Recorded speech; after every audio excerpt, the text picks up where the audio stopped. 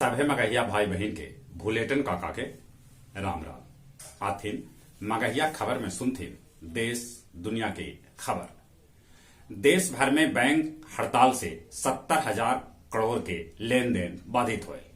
आज हो बैंक कर्मी सभे के हड़ताल रहत, एटीएम तक में झूल रहल है ताला। कोरोना वायरस के चलते ई बच्छर देश के कितने राज्य में सार्वजनिक स्थल पर न मनावल जाए होली मिलन समारोह। बिहार में पंचायत चुनाव में 2 महीना के देरी हो सका है, जबकि 15 जून से बिहार में बारिश के सुरसार चालू हो जाए।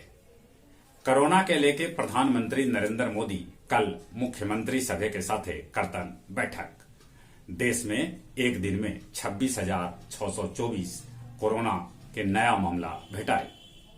सुप्रीम कोर्ट नोटिस जारी करके कहलका है कि नोटा के बेसी वोट भेटैला पर उम्मीदवार सभे के कैल जाए खारिज, वहां फिर से होवे चुनाव।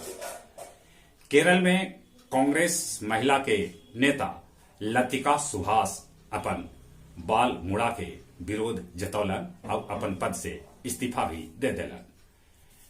वाहन में जे अश्लील गाना बजावल गेल त शिकायत कैला पर ओकर परमिट रद्द करल जा सका है।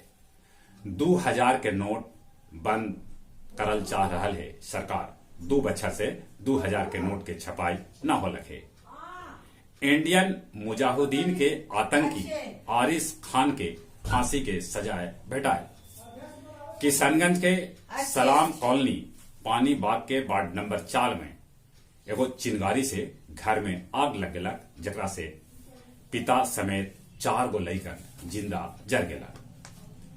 अमेरिका में बर्फीला तूफान मचा रहल है तबाही। रूस के कलुगा प्रांत के लोग कोरोना के एगो ढांचा बना के ओकरा आग के हवाले कर दिला।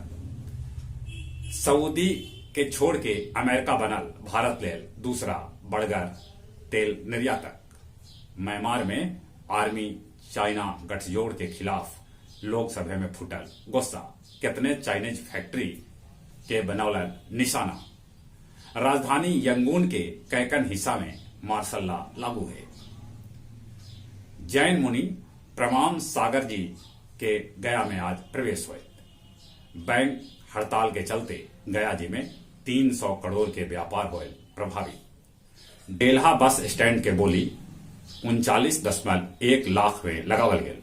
पटना गया डोभी NH 2022 तक पूरा हो जाए। 12 चट्टी के हरनाही गांव में 26 एकड़ में लगल अफीम के फसल नष्ट कर देवल गेल। और कुछ खेल के समाचार। इंग्लैंड और भारत के बीच तीसरका T20 मैच आज खेलल जाए। रोहित शर्मा के हो सका है मैच में इंटरी। पुर्तगाल के स्ट्राइकर क्रिस्टियानो रोनाल्डो फुटबॉल के इतिहास में सबला बेसी गोल करे वाला खिलाड़ी बन गया। अब उनका नाम 770 गोल है। पहले उनका दिलन बधाई। तेज गेंदबाज जसप्रीत बुमराह संजना गणेशन के साथ गोवा में बियाह कर लेलन।